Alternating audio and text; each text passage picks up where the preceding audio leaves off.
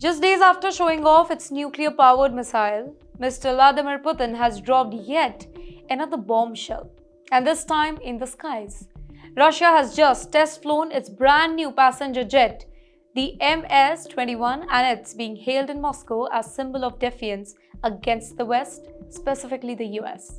Well, the successful test flight took place in Siberia, where the aircraft soared through the freezing skies, marking what Russian officials call a historic moment for the country's aviation industry. Now, here's why this is such a big deal right now. The MS-21, it isn't just any jet that we are talking about. It's the first fully Russian-made commercial aircraft built entirely without Western component.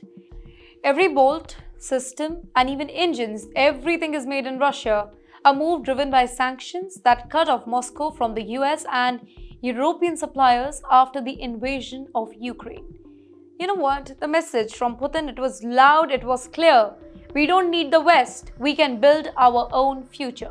Well, built by United Aircraft Corporation, the MS-21 is designed to compete directly with global giants like Airbus's A320neo and Boeing 737 MAX. It can carry around 211 passengers, fly more than 6,000 kilometers, and uses new composite wings that make it lighter and more fuel efficient. Well, engineers say that the plane's advanced aerodynamics, quiet engines, and even wide cabin, it all makes it one of the most comfortable rides in its class. But there's also a political story here. The MS-21 project began over a decade ago, but sanctions forced Russia to rebuild almost everything from scratch. Western-made avionics, tires, engines, all banned for them. So, Russian engineers replaced them with homegrown versions, just like the PT-14 turbofan engine, the first large jet engine designed in Russia since the Soviet era. Well, Moscow is now calling this a technological victory against Western pressure.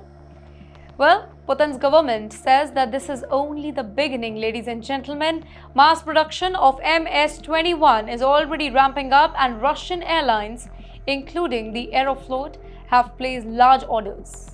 You know what's the plan here?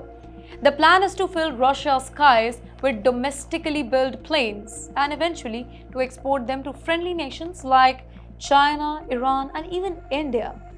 Analysts see this as a part of Putin's larger strategy here, building self-reliance under sanction and showing that Russia can survive, even thrive while isolated. It comes just days after Moscow showcased its nuclear-powered missile capable of flying for hours. And together with these two flying machines, well, Putin is sending a clear message here. Russia is innovating under pressure and not breaking. However, here Western experts, they are very skeptical. They argue that MS-21 will struggle to compete internationally due to safety certification and limited access to global parts. But inside Russia, that does not matter at all. While the government is pouring billions into aviation subsidies and telling the citizens that MS-21 is a proof of their high economy, one that does not bow to US sanctions or any Western pressure. So in the end, Putin's new jet isn't just about flying passengers, right? It's about flying high in defiance. After the missile, now the airplane. Russia is signaling to the world that it is not surviving the sanction storm. It's taking off through it.